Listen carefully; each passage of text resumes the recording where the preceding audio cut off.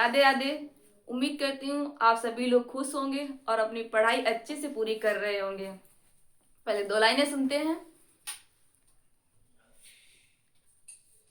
बुरा वक्त कितना भी आ जाए जीवन में, बुरा वक्त कितना भी आ जाए जीवन में, हमें उसे दूर करने में जी जान लगा देनी चाहिए। यकीन मानो एक ना एक दिन बुरा वक्त टल जाएगा। तो इसी के साथ क्लास स्टार्ट करते हैं। कल हम लोगों ने पढ़ी थी संज्ञा, खत्म हो गई थी। आज पढ़ेंगे सर्वनाम।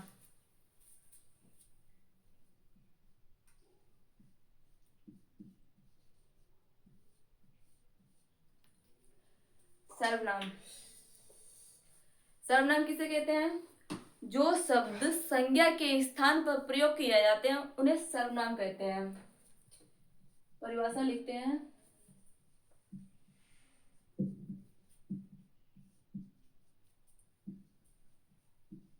जो शब्द संज्ञा स्थान पर प्रयोग की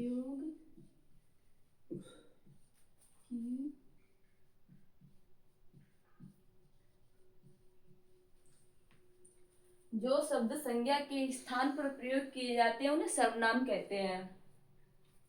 जैसे उदाहरण देखते हैं।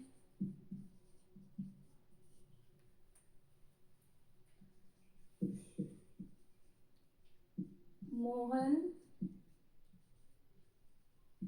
अच्छा लड़का है।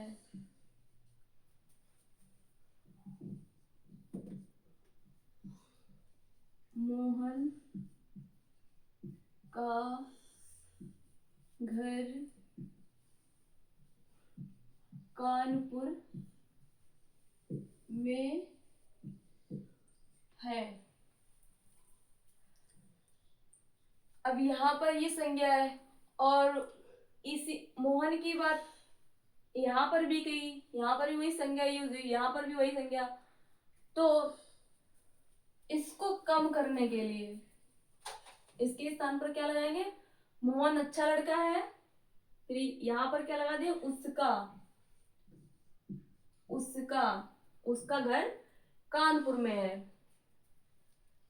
और एक सर्वनाम की दूसरी भी परिभाषा होती है। ये तो एक ही है और एक ये देखते हैं।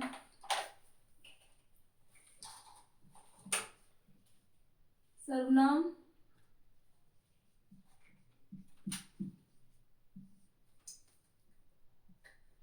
सर्वनाम शब्द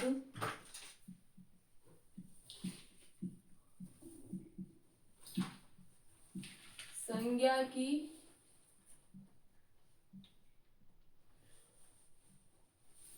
पुनरावृत्ति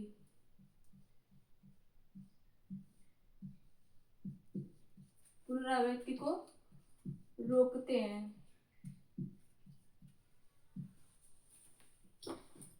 यानी कि जो सर्वनाम बार बार आते हैं उनको बार बार आने से रोकते हैं। जैसे उदाहरण देखते हैं।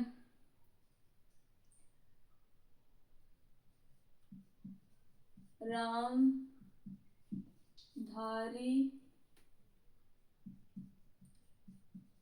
रामधारी सिंह दिनकर दिनकर एक अच्छे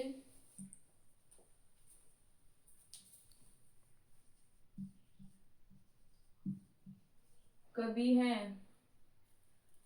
फिर राम धारी सिंह दिनकर को राष्ट्र कवि भी कहा जाता है। फिर आगे लिखेंगे। रामधारी सिंह दिनकर का जन्म सिमरिया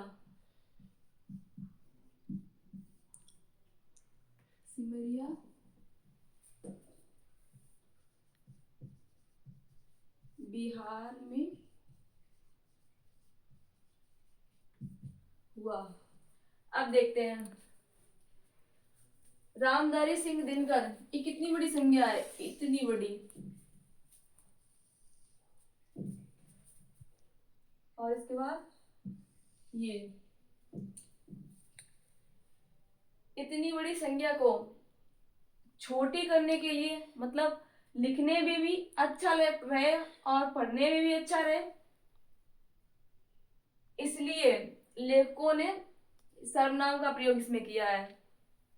सर्वनाम इनसे जगह भी कम घेरता है और पढ़ने में भी अच्छा होता है। तो यहाँ पर इसको यहाँ हटा करके हम लोग सर्वनाम प्रयोग कर सकते हैं। रामधारी सिंह दिनकर अच्छे कवि हैं। रामधारी सिंह दिनकर, इनको या उन्हें, यहाँ लिख सकते हैं उन्हें राष्ट्र कवि भी कहा जाता है।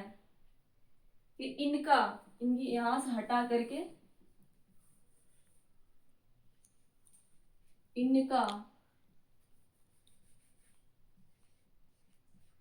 इनका जन्म सिमरिया बिहार में हुआ है।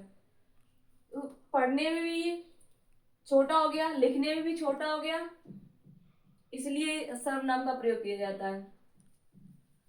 अब देखते हैं सर्वनाम।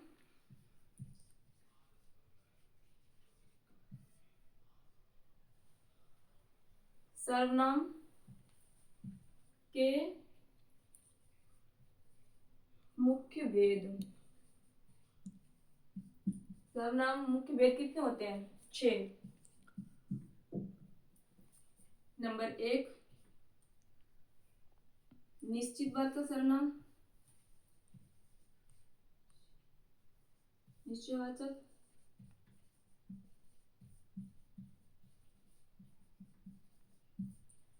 नंबर 2, अनिश्चय वाचक सर्वनाम। नंबर 3 निश्चयवाचक, अनिश्चयवाचक, और इसके बाद होता है संबंधवाचक।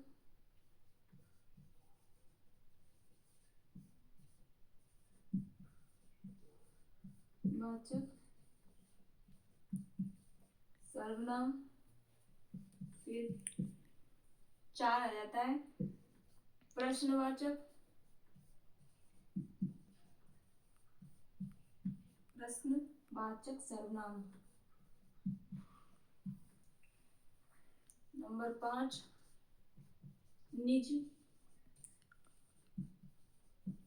निजवाचक सर्वनाम।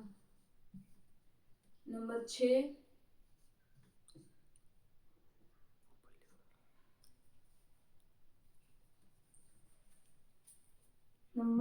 आ जाता है पुरुषवाचक सर्वनाम।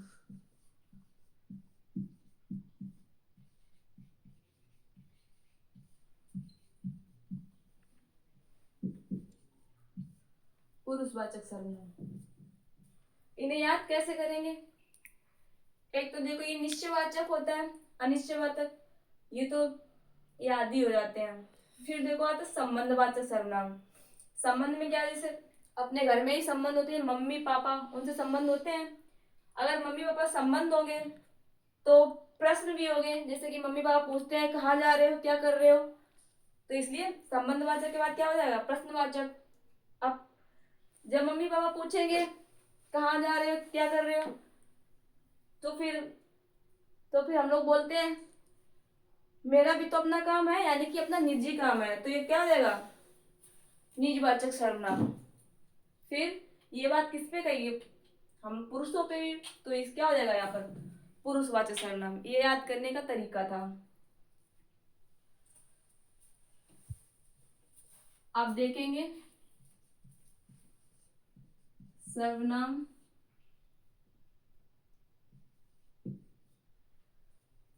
के मुख्य शब्द या प्रकार कौन कौन से होते हैं। ये 11 होते हैं। कौन कौन से होता है। नंबर 1 यह है, वह है, यह है, वह है। फिर हो जाएगा कोई, कुछ, दिख रहा है यहाँ से, कोई, कुछ। इसके बाद में हो जाएगा जो, सो,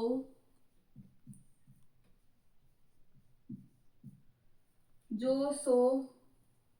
ये कौन, क्या,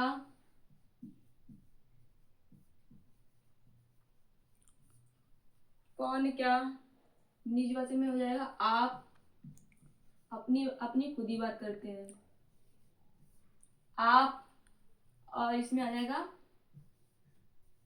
मैं और तू।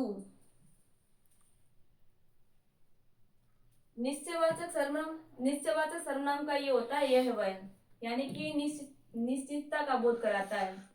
इसका हो जाएगा यह है और वह है। इसके अलावा भी ये मूल शब्द है, इनके अलावा भी शब्द बनाए जाते हैं, सर्वनाम बनाए जाते हैं। और अनिश्चयवाचक का हो जाएगा कोई, कुछ।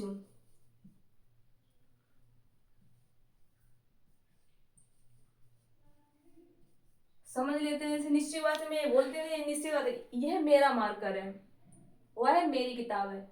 मतलब इसमें निश्चित का पता चलता है कि हाँ ये निश्चित है। और यह निश्चित में कोई और कुछ आ जाता है।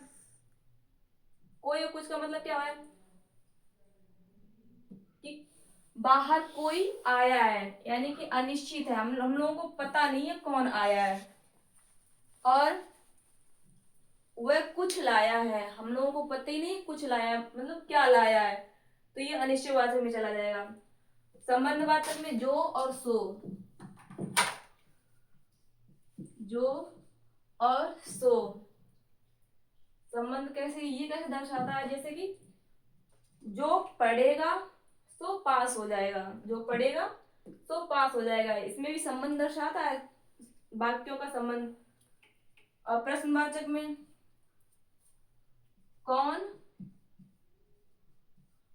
क्या, इसमें प्रश्न पूछा जाता है। जैसे कि कौन आया है, बाहर कौन आया है और क्या लाया है, इसमें प्रश्न पूछे जाएंगे। और निजवाचक में ये आप अपनी बात खुद करते हैं इसमें, अपनी।